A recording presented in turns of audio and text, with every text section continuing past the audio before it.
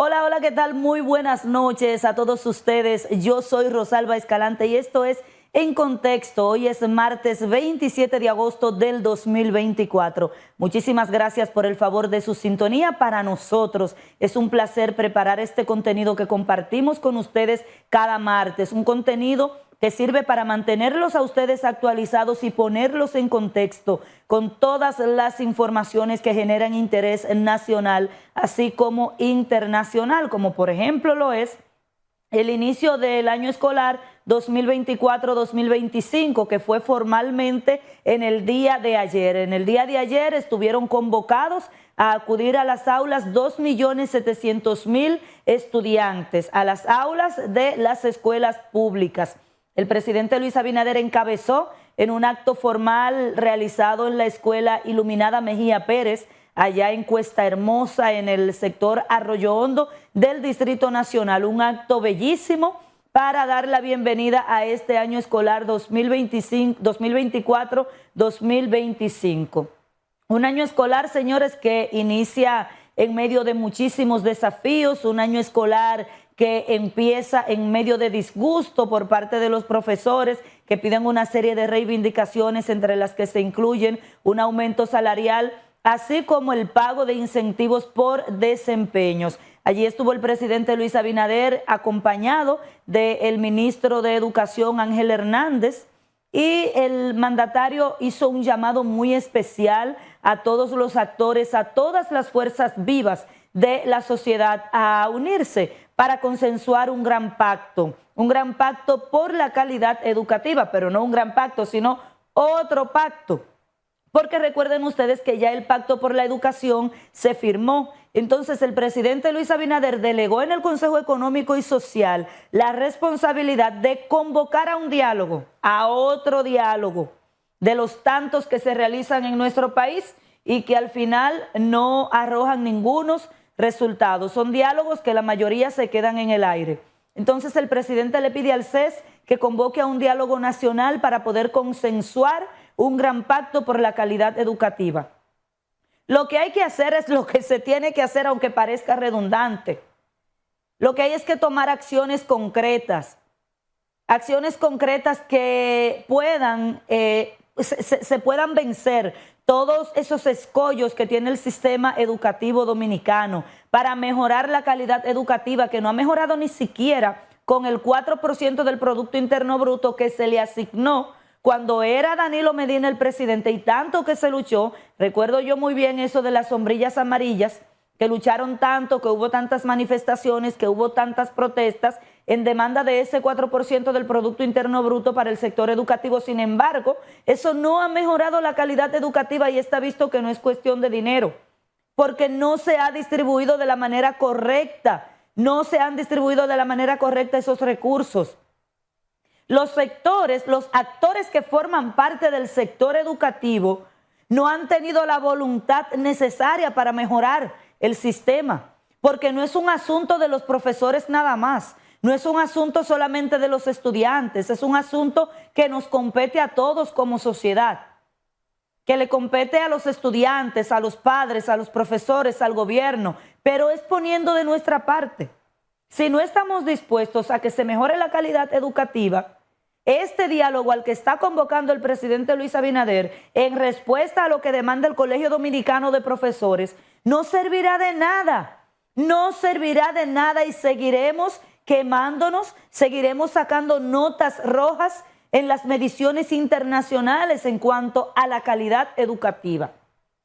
Vamos a escuchar de palabras del propio presidente Luis Abinader ese llamado a ese gran pacto que hizo en el día de ayer durante el inicio formal del año escolar.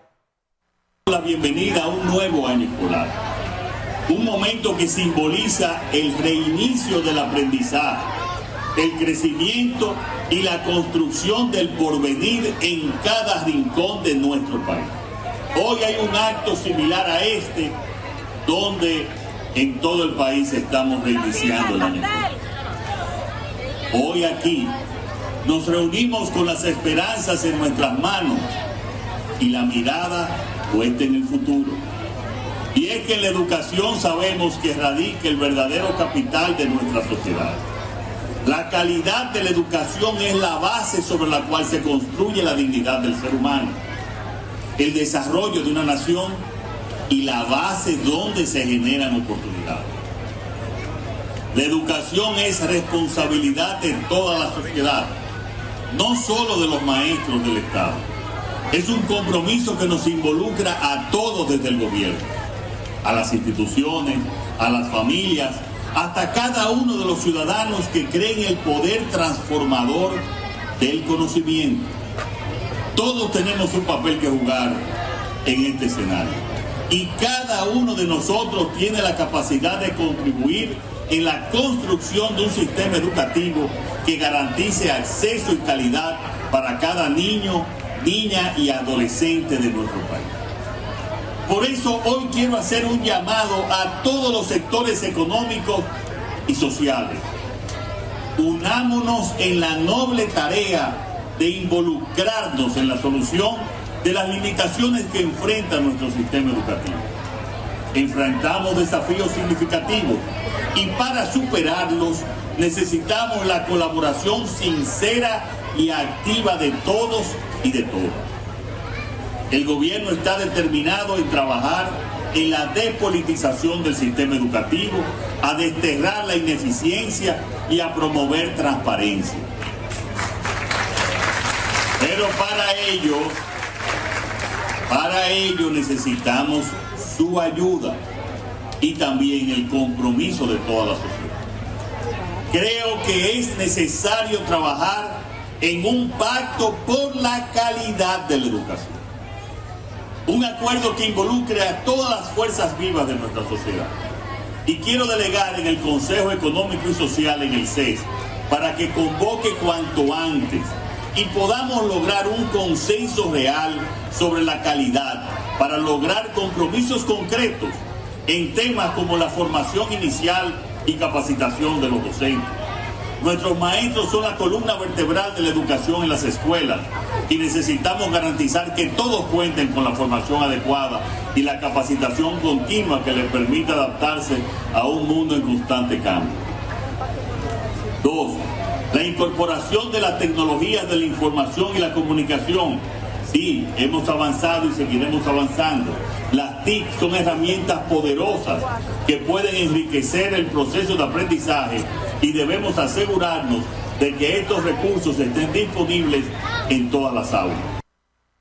Muy bien, ahí escuchaban ustedes al presidente Luis Abinader y el presidente habla de un gran pacto y propone capacitar a los profesores, adecuarlos a los nuevos tiempos. Ellos como columna vertebral del sistema educativo porque son los que van a transmitir esas enseñanzas, pero para que ellos puedan transmitir esas enseñanzas, primero debemos garantizar el acceso de todos los niños y niñas en edad escolar a las escuelas. Porque en este año escolar no todos los niños pudieron ir ayer a la escuela por falta de cupos. Al menos 5,000 niños y niñas están fuera de las aulas porque no hay cupos en las escuelas, están sobrepobladas. Entonces, ¿de qué sirve ese 4% para la educación? ¿De qué manera se está distribuyendo si cada día faltan más aulas? Entonces, desde el Ministerio de Educación, por ejemplo, la viceministra de Educación, Ansel Sheker, lo que dice es que esos estudiantes van a ir siendo integrados de manera paulatina a 33 planteles que se van a entregar durante el mes de septiembre. Mientras tanto, esos niños están perdiendo clases. Mientras tanto, esos niños están siendo privados del derecho a la educación. Pero hay que ver también otro asunto. ¿Dónde van a estar ubicadas esas escuelas que va a entregar el gobierno en lo adelante? ¿Y dónde están esos niños que están fuera de las aulas? Porque tú no me vas a mandar a mí un niño de Los Ríos para una escuela de Gualey. Ni me vas a mandar a un niño del barrio 24 de abril para los kilómetros de la Independencia. Hay que ver ese tema también. El Ministerio de Educación ha ofrecido un bono de $500, que son de 25 a 30 mil pesos. Para el pago de la colegiatura, dicen ellos que este viene siendo como el último recurso que estaría utilizando el Ministerio de Educación, que primero van a ver cómo tratan de acomodar a esos niños en las nuevas aulas que se van a entregar. Pero la verdad es que $500 no le garantiza a los niños el acceso a los colegios, el acceso a la educación, porque no alcanza para colegiatura por un año, pero tampoco para las exigencias que tienen los colegios privados, que también eso representa un gasto extra para los padres, ese listado de cosas para comprar que entregan los colegios. Entonces, esa es una problemática que se ha presentado no solo en este año escolar, que viene arrastrando el sistema educativo desde hace muchos años y que ha sido incapaz de resolver. Entonces la población no quiere diálogo, la población no quiere pacto. La población educativa lo que quiere es que se le resuelvan esos problemas que viene arrastrando desde hace décadas y que a esta altura del juego no pensábamos nosotros que íbamos a estar lidiando con esto. A propósito de la entrega de esos bonos y de los niños que se quedaron sin cupos, nosotros estuvimos conversando ayer con Ansel Sheker, viceministra de Educación, y esto fue lo que dijo. Que están o terminando un remozamiento profundo que estaban teniendo y otras que van a ser nuevas, que todavía al día de hoy no terminaron. Están pautadas, algunas inician la semana que viene y otras inician la semana siguiente a esta. Tenemos ese calendario, eso es lo que hemos trabajado con el distrito. En algunos casos, pues, los estudiantes van a tener ya sus contratos virtuales y se integrarían ya físicamente al aula a partir de la semana que viene o la otra, dependiendo del estado. Ya se ha determinado qué cantidad exacta de estudiantes están fuera de las aulas y cómo se va a distribuir el bono que dijo el gobierno que va a dar para pagar colegiaturas. Bueno, nosotros estamos justamente buscando otras alternativas. La de acudir al sector privado es la última que se toma después de ver todo lo que tenemos entre la escuela pública, entre sus locales que nos han prestado o alquilado, o estas terminaciones, inauguraciones que están en las próximas semanas. En ese sentido, ya en el día de hoy y mañana, en los centros, en los distritos donde hay listas de espera, nos van a facilitar cuáles ellos han hecho esa preubicación de cuáles estudiantes irían a pasar a este programa a ser atendidos por el colegio privado que tenga ese acuerdo con el ministerio para dar este acceso a los estudiantes. En estos nuevos ciclos, sabemos que cada ciclo se incorporan nuevos estudiantes. Queremos saber alrededor de cuántos extranjeros actualmente entrarían ahora a las aulas. Nosotros tenemos aproximadamente un 7.5% de estudiantes extranjeros que están en nuestro sistema educativo. Ya es en esta semana cuando inician que uno va a tener un dato preciso, porque hasta ahora pues son los estimados que tenemos. En definitiva, Sheker, no todos los niños iniciaron hoy el año escolar por algunos asuntos que todavía están en proceso de solución. Sí, tenemos algunas. Bien, ahí escuchaban ustedes a Ansel Sheker, viceministra de Educación. Vamos a esperar que se resuelva eso porque no podemos permitir que los niños y niñas sean privados de ese derecho que además de constitucional es universal, que es el derecho a la educación. Señores, cambiando de tema, la pasada semana fue posesionado como presidente, como presidente del Consejo Directivo del Instituto Nacional de las Telecomunicaciones, mi amigo, el dirigente político y abogado Guido Gómez Mazara. Guido Gómez Mazara, señores, se mostró un poco molesto por una pregunta que esta servidora le hizo luego del acto de toma de posesión y juramentación allá en la oficina central de Indotel en la avenida Abraham Lincoln. Le preguntaba yo a Guido Gómez Mazara que cómo iba a ser ese proceso de nuevos nombramientos y sustitución de los empleados que ya están ahí, que es un proceso normal en todas las instituciones siempre que llega un nuevo incumbente. Aunque no se cancele a todo el mundo, señores, eso es algo normal y que nadie puede criticar porque usted llega con su gente, usted tiene gente cercana, usted tiene gente de confianza a quien nombrar al lado suyo. Y siempre que hay un cambio de titular en una institución, hay empleados que son sustituidos lamentablemente, y vuelvo y repito, eso no podemos criticarlo. Yo no lo critico, ni debería usted criticarlo tampoco. Sin embargo, el amigo Guido Gómez Mazara se sintió ofendido por esa pregunta que yo le realicé luego de la toma de posesión y garantizó que él no iba a llevar a nadie porque él ese día solo andaba con su madre y con su señora esposa y que ninguna de las dos calificaban para estar ahí empleadas en esa institución. Parece que lo tomó a mal cuando yo la pregunta no la hice con ninguna mala intención, solamente para que le mandara un mensaje de tranquilidad a los empleados de Indotel y de cómo se iba a hacer ese proceso de levantamiento y de cambios en la nómina que surgen cada vez que llega un nuevo incumbente. Para ponerlos a ustedes en contexto y después irnos a la próxima parte de este comentario, vamos a escuchar la reacción de Guido Gómez Mazara la pasada semana, cuando luego de ser posesionado en el cargo, que fue en sustitución de Nelson Arroyo.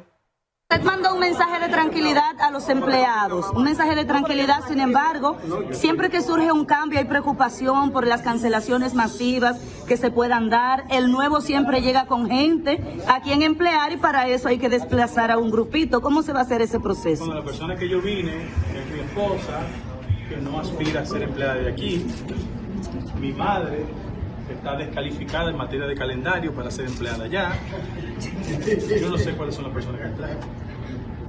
Entonces, yo siempre apelo al respeto que tengo por los medios de comunicación, le aplaudo su vocación creativa de colocarme en una condición de ser senador de los derechos de la gente, pero ese no soy yo, búsquese otro. Evidentemente, se inicia una jornada donde habrá una valoración desde el punto de vista de la destreza, de las competencias de los empleados, pero nunca hay la intención de fastidiar a nadie. Esas fueron las palabras de Guido Gómez Mazara y antes de eso, también cuando estaba hablando en el podio dijo que él no tenía espíritu de ciclón San Zenón. Ustedes saben que el ciclón San Zenón arrasó. Sin embargo, no tiene 8 días en el cargo, no tiene una semana en el cargo y ya hay 8 nuevos nombramientos. 8 nuevos nombramientos de personas que van a sustituir a quienes ocupaban ese puesto hasta que estuvo Nelson Arroyo. Miren el primero ahí. Ya tenemos un nuevo director de Relaciones Públicas y Comunicaciones, Eloy Tejera, periodista, escritor y ensayista. Miren otro nombramiento. Nuevo director del Fondo de Desarrollo de las Telecomunicaciones, Pedro Taveras. Seguimos. El otro es una nueva directora de Cumplimiento y Sanciones, Cintia Camejo. Seguimos. Tenemos también una nueva delegada del despacho de presidencia, Linet Ureña. Aquí tenemos a Ruth Enríquez Manzueta, quien a partir de ahora será la nueva directora de licitación y contratos públicos. El nuevo director jurídico es Domingo Rojas. Aquí tenemos a Alfredo López Ariza, nuevo director del despacho de la presidencia. Nueva directora administrativa, Mayra Cochón.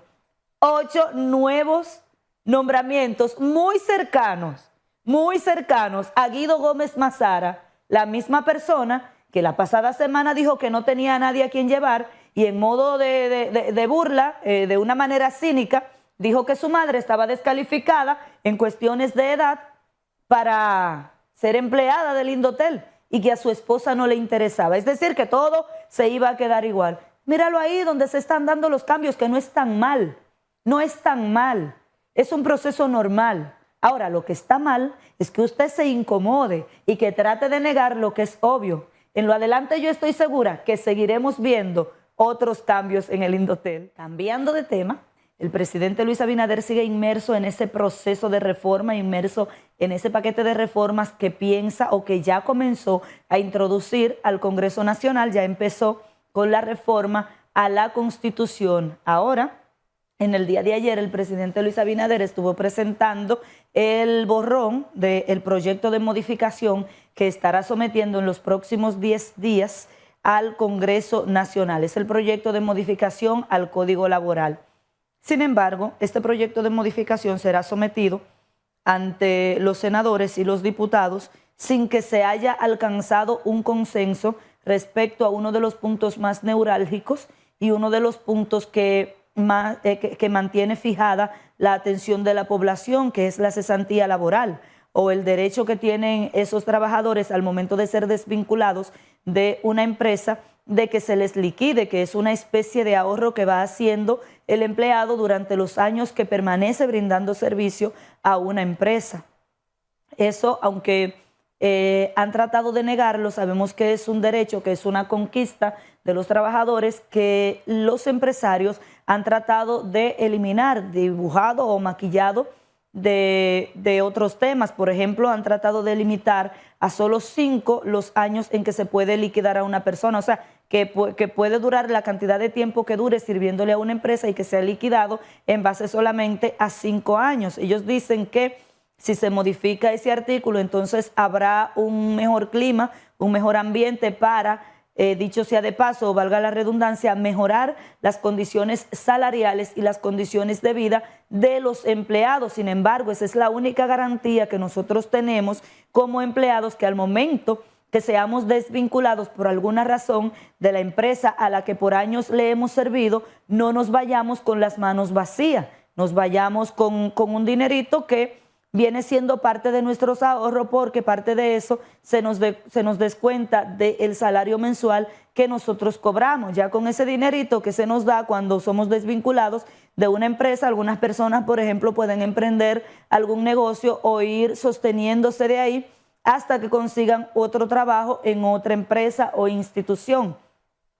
En cuanto a ese punto, los empleadores, los defensores de los derechos de los empleados y el gobierno, que forman parte del comité tripartito y que ya tenían varios meses en conversaciones, no pudieron llegar a un acuerdo, y va a ser sometido este proyecto tratando solamente otros temas, como son el incremento de las vacaciones, incremento de 14 a 15 días a partir de que el empleado tenga 3 años contratado en una empresa. Ya no van a ser 14, sino 15 días. Yo no sé qué significativo tiene ese aumento de un día. Me parece una burla y que no debió ser modificado un artículo solamente para agregarle o quitarle un día a eso que tiene que ver con las vacaciones. Se va a regular también el teletrabajo o el trabajo a distancia.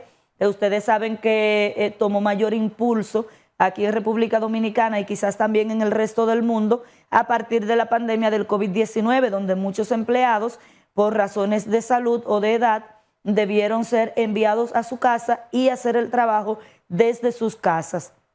También se piensa modificar ahí, se piensa ampliar el tiempo de licencia por paternidad.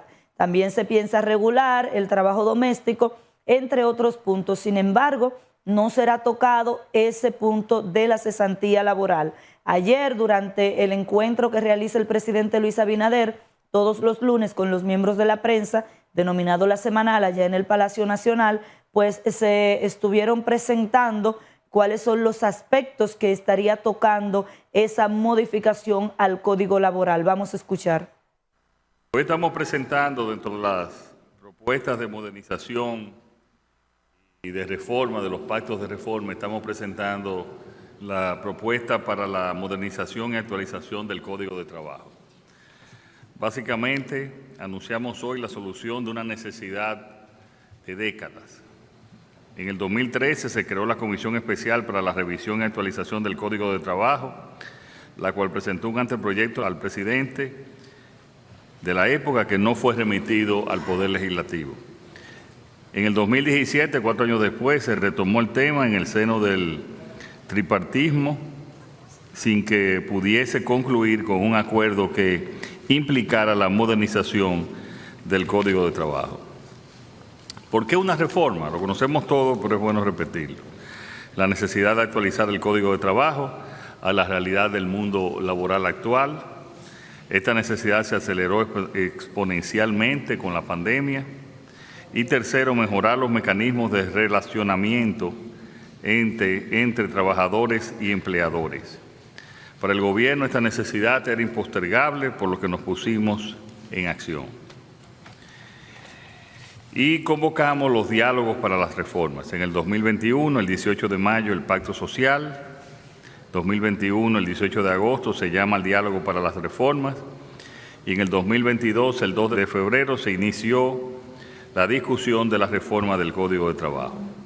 Entre febrero del 2020 y 2022 se puso a la disposición de la población un correo electrónico a través del cual la ciudadanía planteó sus expectativas sobre la reforma laboral y aportaron ideas sobre la misma. El gobierno del presidente Abinader asumió el reto de abordar este elemento con la responsabilidad y con la valentía del lugar, y algunas de las más importantes elementos consensuados se encuentra justamente, por un lado, el fortalecimiento de las capacidades de supervisión del Ministerio de Trabajo. Hoy en día, una de las quejas, y durante muchos años, de parte de la población, es que deberían tomarse medidas más decididas para fortalecer la nacionalización del trabajo, para que más dominicanas y dominicanos puedan ocupar los puestos de trabajo y que se cumpla, entre otras cosas, el tan conocido 80-20. Para eso, también como para profundizar las capacidades de fomento y formalización del trabajo, así como el fortalecimiento de las facilidades de la formalización. Para eso se ha consensuado el fortalecimiento de la capacidad de inspección y de sanciones posibles para que se pueda, repito, lograr mejores y más calidad de empleo, más productividad también. De los participantes que hemos estado dialogando durante estos 2 años y medio, obviamente por parte del sector gubernamental, el Ministerio de Trabajo, por parte del sector de los trabajadores, las 3 centrales sindicales aquí presentes, además representadas por varios de sus miembros, comenzando por sus presidentes, don Rafael Pepe Abreu, don Gabriel del Río y don Jacobo Ramos, pero también junto con los representantes gremiales de los empleadores, aquí también ampliamente representados por todos los presentes. Bien, ahí estuvieron todos ustedes escuchando los puntos que se van a tocar del Código Laboral, que fue una especie de consenso, fueron los puntos que se pudieron consensuar durante esos meses de diálogo que estuvieron sosteniendo el sector empleador, el sector sindical y el gobierno. Sin embargo, hay cierto temor por parte de los sindicalistas, por parte de los defensores de los derechos de los trabajadores, y es que una vez les toque a los senadores y diputados conocer este proyecto de ley, entonces ellos, con la autoridad que como legisladores tienen, pues intenten tocar ese artículo que habla sobre la cesantía laboral, pero les han enviado ellos una advertencia muy puntual, y es que no se atrevan a tocar ese punto, porque entonces los tendrán a ellos de frente. Hoy tuvimos la oportunidad de conversar con José Luis León, vicepresidente de la Confederación Autónoma Sindical Clasista y también presidente de la Federación de Trabajadores de la Industria. Vamos a escuchar. Bueno, ayer fuimos invitados a la semanal, al Palacio Nacional, tuvimos la oportunidad de estar ahí y fuimos testigos claramente de lo que se va a enviar al Congreso Nacional. Es simplemente el recorrido. Fíjate que ese fue un proceso que iniciamos en el 2014-2015 en INTER, y luego retornamos otra vez 2018-2019 en el Ministerio de Trabajo, y luego ya en la mesa de diálogo global hasta la fecha. Y lo que se está colocando ahí en ese proyecto para enviar al Congreso Nacional es lo que hasta ahora en la matriz de los consensos que tenemos se ha logrado. El tema cesantía, que desde hace 11 años que iniciamos ese proceso, nosotros mantuvimos la posición, aún con todas las propuestas que se han tratado de manejar y de presionar, de buscar inclusive hasta un tope de 10 salarios para que la gente reciba eso, no importa lo que gane, el salario mínimo de la empresa que corresponda, el salario que tenga a la fecha, no un tope de 10 salarios mínimos correspondiente a esa. Nosotros dijimos no hay forma, nosotros no negociamos la cesantía. Y la cesantía es lo único que tiene el trabajador, que tenemos cuando se va de una empresa, cuando usted decide como empresa ponerle fin a mi contrato de trabajo. Es lo único que me llevo, con eso no se juega, ni tampoco las centrales sindicales estamos autorizados, ni podemos hacerlo, ni lo vamos a hacer, ni lo hicimos. Ponerle un tope a la cesantía a los que entren mañana al mercado de trabajo, ni los que sigan trabajando, aunque no tenga carácter retroactivo esa ley, una vez se modifica el código. Nosotros jamás vamos a plantear cuestiones que vayan a reducir poquito a los trabajadores. De manera que nuestra posición es clara, se mantiene tal como lo mantuvimos 11 años, y el Congreso Nacional, que no es que estamos diciendo que lo hagan, pero si quieren jugársela a ellos, que se lo jueguen a ver, pero no con la validación social del movimiento sindical. ¿Ustedes no temen que una vez se empiece la revisión y la modificación de ese código, los congresistas con toda la autoridad que tienen puedan tocar ese tema de la cesantía y cambiarlo? Ahí nos van a encontrar de frente. En el diálogo tripartito no aceptamos ahora. Por supuesto que si se intenta hacer algo diferente a lo que validamos en el tripartismo, pues las alianzas van a venir socialmente.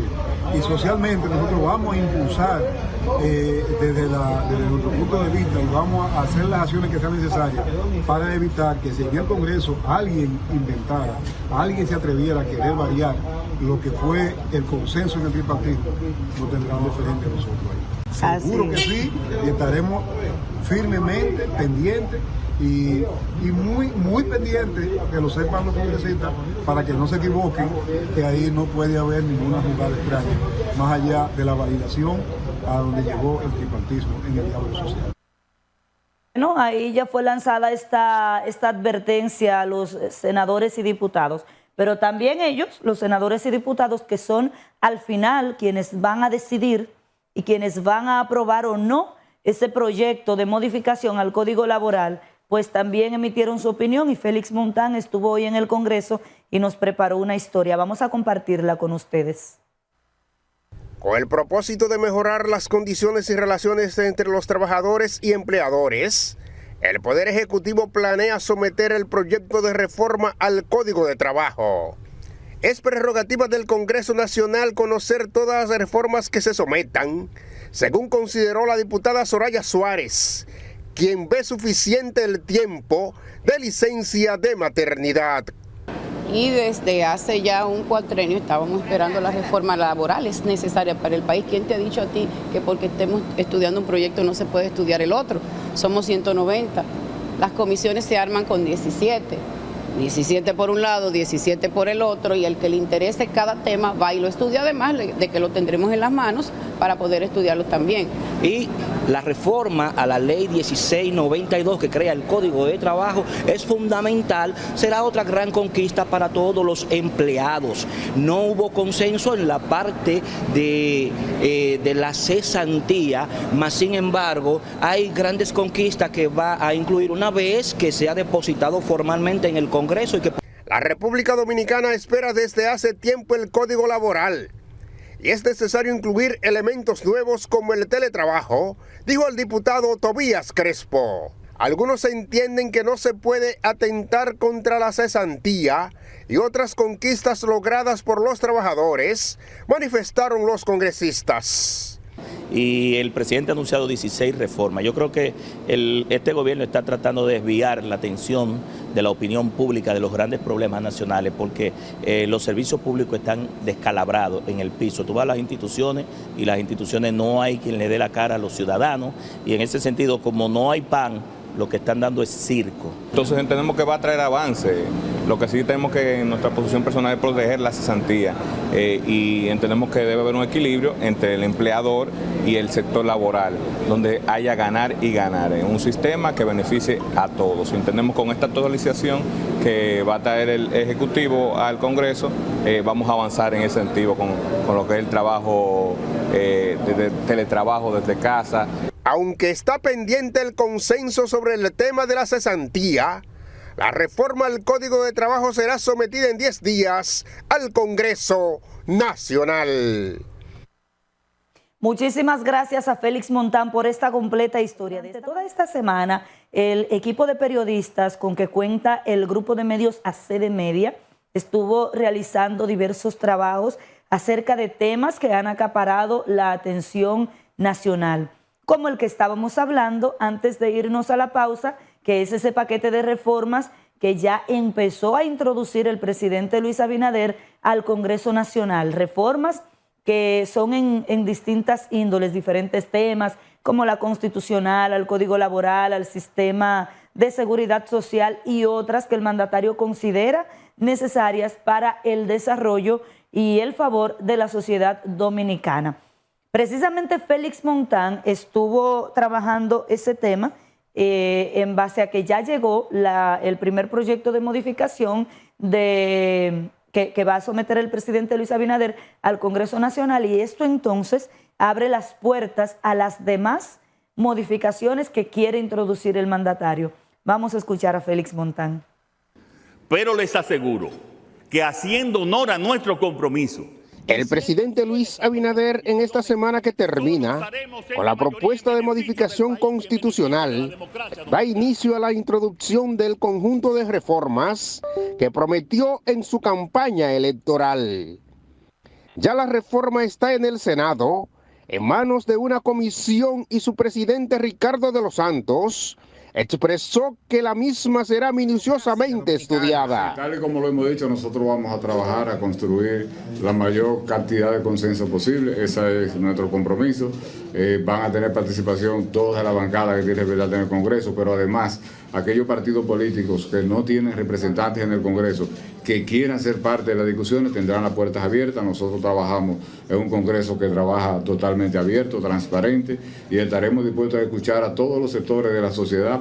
Se da como un hecho que este será un año de grandes reformas, ya que vienen la fiscal, laboral y la del sector eléctrico del país. Pero lo importante de esto es que antecede 4 años de gobierno, donde el presidente, cada vez que hay un tema, llama a los diferentes sectores, se sienta con ellos, dialoga, oye, si hay que corregir algo, pues lo corrige.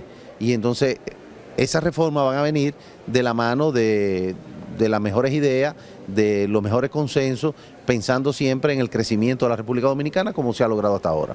En torno a la reforma constitucional, la oposición ha trazado su camino y asegura que no es necesaria. Que esa modificación constitucional que ha sometido el Poder Ejecutivo no es más que un deseo personal del presidente constitucional de la República. Pues todos los 4 puntos que están sometiendo en la reforma a la Constitución están plasmados correctamente en la Constitución. Por tal razón, no tiene razón de ser. Esa es la posición nuestra como fuerza del pueblo, y entonces nosotros ya veremos si se va a escoger una comisión bicameral o simple y llanamente se conocerá directamente en la Asamblea.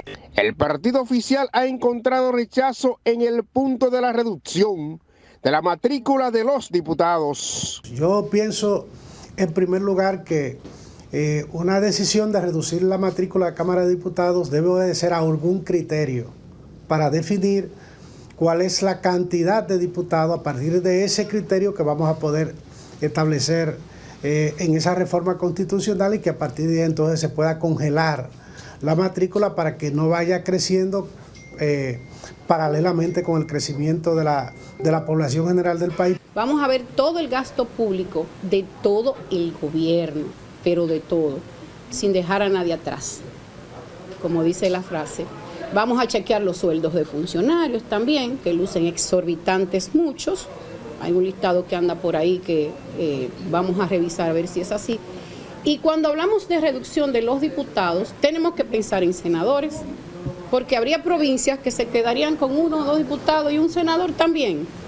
Pero tenemos que retrotraernos a la ley de regiones únicas, que fue aprobada hace poco en este Congreso.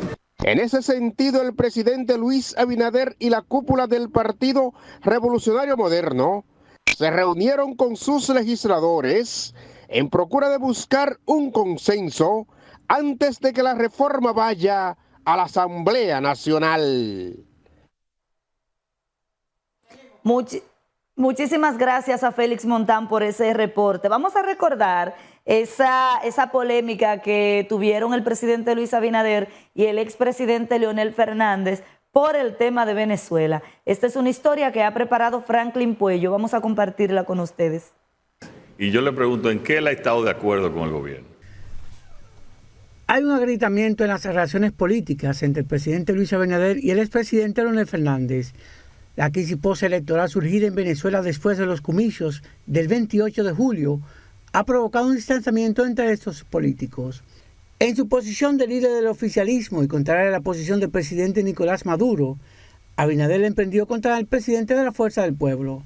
Él ha criticado nuestra posición sobre Venezuela. Tenemos posiciones muy diferentes. Él apoya el régimen, nosotros pensamos que debe haber democracia. La reacción del expresidente Leonel Fernández fue inmediata y contundente. Ha incurrido en una falta a la verdad el presidente de la República cuando quiere señalar que con respecto al caso de Venezuela, yo he procedido a un respaldo del gobierno venezolano y él, el presidente Abinader, a defender la democracia. Naturalmente, a partir de sus palabras comprendo mejor la campaña mediática que su gobierno y su partido, el PRM, montaron en mi contra. Leonel Fernández ha sido cuestionado porque fue observador de los comicios de Venezuela, invitado por el Consejo Nacional Electoral, pero fue el primero en pedir que el ente electoral presentara las actas de los resultados que avalan el triunfo de Nicolás Maduro. Eso fue publicado primero en Venezuela y a partir de ahí, distintos actores a nivel internacional asumieron la misma actitud de solicitar la entrega de las actas de escrutinio para determinar la legitimidad del certamen electoral.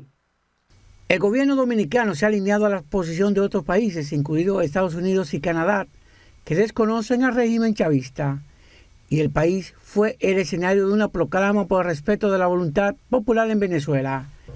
Urgimos que se respeten los principios democráticos, así como los derechos humanos y las libertades fundamentales de todos los venezolanos.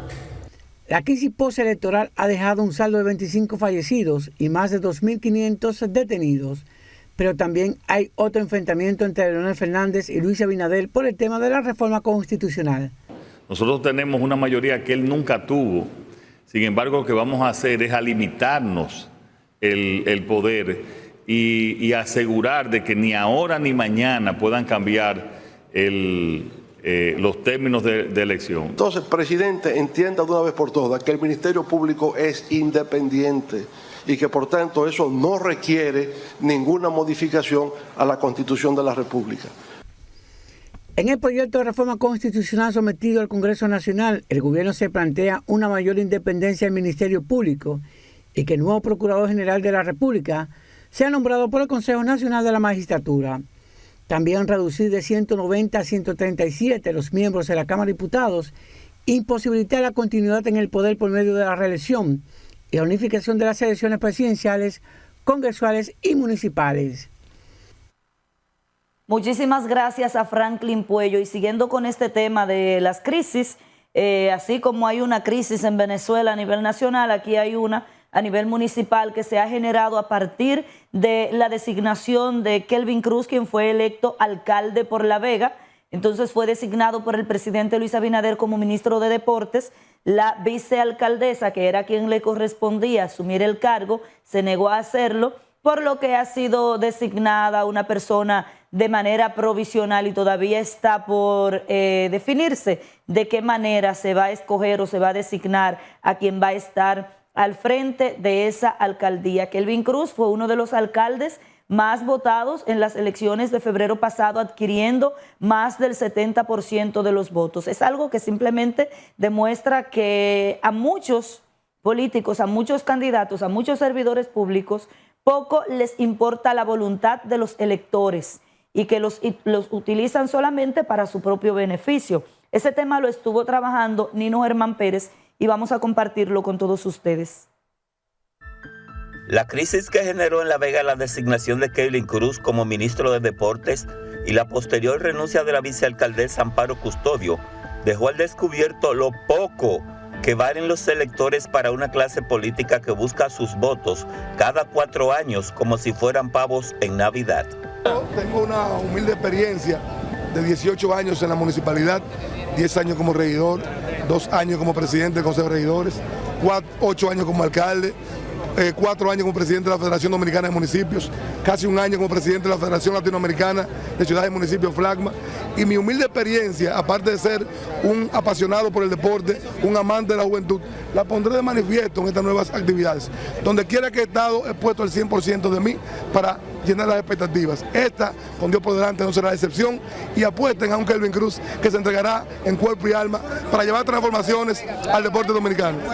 Kelvin Cruz fue reelecto como alcalde de La Vega en los comicios de febrero con una votación del 70%, pero ahora se entrena como el nuevo ministro de Deportes. Legalmente la alcaldía de La Vega debió ser asumida por la vicealcaldesa Amparo Custodio, pero ella también renunció.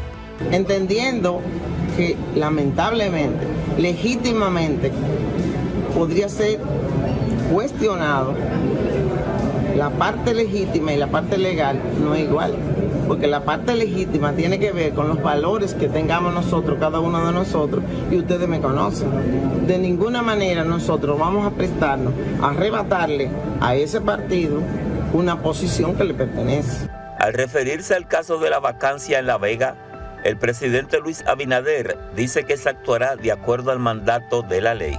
No, sobre el tema de la alcaldía vamos a seguir los procedimientos de ley y de nuestra Constitución. Eso lo vimos al mediodía, un poco más adelante. Y lo que el procedimiento de sucesión que mande la ley y nuestra Constitución. Eso es lo que vamos a hacer. En tanto, Leonel Fernández, expresidente de la República y líder de la Fuerza del Pueblo, da otra interpretación a la renuncia de Custodio. Pero se da cuenta que si pasa a ser la alcaldesa, entonces va a tener la oposición del partido de gobierno y va a terminar mal, y para no someterse a ese estrés ha decidido inteligentemente dejar el cargo. El secretario general de la alcaldía de La Vega, Joel Martínez, asumió como alcalde interino en espera de la designación de un nuevo incumbente por parte del presidente de la República. Aquí la institucionalidad está y estará por encima de todos nosotros. Y tal como expresó el ciudadano presidente Luis Abinader sobre lo suscitado en esta alcaldía, se actuará acorde a lo que la ley, a los procedimientos de la ley y la Constitución establecen. El desafío que nosotros tenemos es grande. Para el municipalista Waldis Taveras, la renuncia de la vicealcaldesa dirigente del Frente Amplio demuestra que esa entidad no puede gobernar ni siquiera una junta de vecinos. Cuando tú desaproveches esa oportunidad, demuestra dos cosas: que esos grupos de izquierda no tienen posibilidades ni capacidad para gobernar. Segundo, que no tienen la fortaleza ni la visión. No hay ni la visión de resistir lo que son la presión de gobernar.